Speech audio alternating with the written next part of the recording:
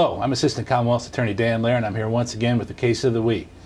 Today we're going to talk about the enormous power and discretion that the judges have in resolving cases in circuit court, particularly in sentencing decisions. And with me today is Katie Webster, who had a narcotics case recently that resulted in an interesting decision that was made by one of our Fayette Circuit judges.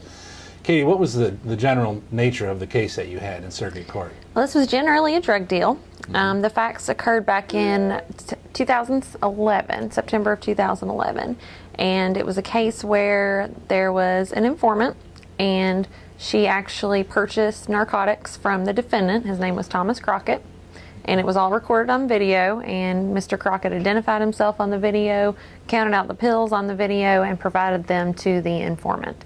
So he was charged with 2 counts of trafficking, C felonies, and then he was also charged with tampering and being a persistent felony offender in the first degree. So in this particular case, would you say that your evidence was fairly strong? Very strong. And that you had a videotape of this narcotics offense being committed? It was very strong, okay. Yes. How did the case resolve as it worked through the system?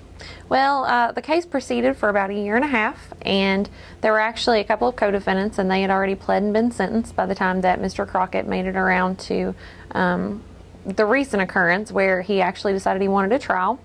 And it got set for trial, and we rounded up a jury, and the jury showed up, and actually you and I showed up to try the case. I remember it very well. And we got there, and he decided he didn't want a jury trial anymore, and that he would go ahead and plead guilty. So did he plead to any sort of recommendation from the prosecution, or did he just plead to the charges that were in the indictment? He did an open plea, so he just pled to the charges that were in the indictment. And as you said, he was charged with Class C felonies and as a persistent felony offender. Can you explain what's the sentencing ramifications of a Class C felony and a persistent felony offender charge? What happens when somebody's sentenced like that? When somebody's sentenced like that, with that kind of charge, they should be, it should go up to 10 flat. And that means 10 years, not eligible for probation, serve 10 years, not parole eligible and 20% or anything of that nature. Correct.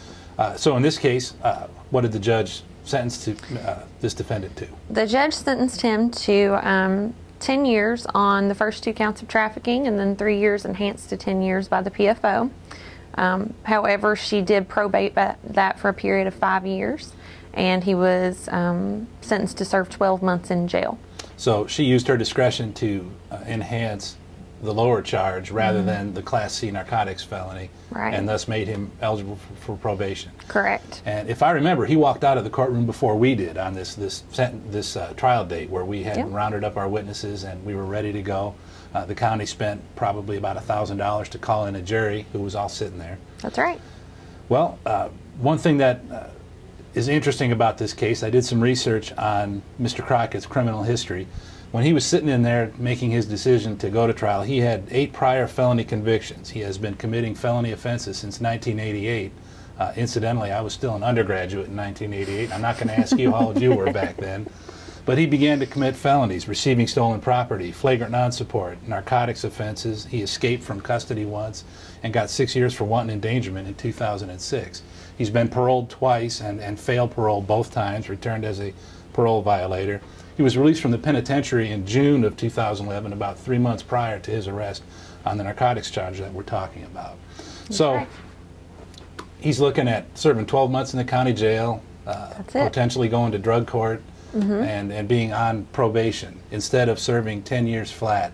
And it's fair to say that the judge was within her discretion to sentence in this way. The statutes permit that sort of thing to do.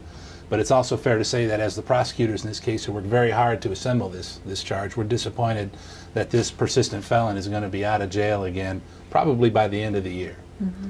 I'm Assistant Commonwealth's Attorney Dan Lair. This has been the case of the week.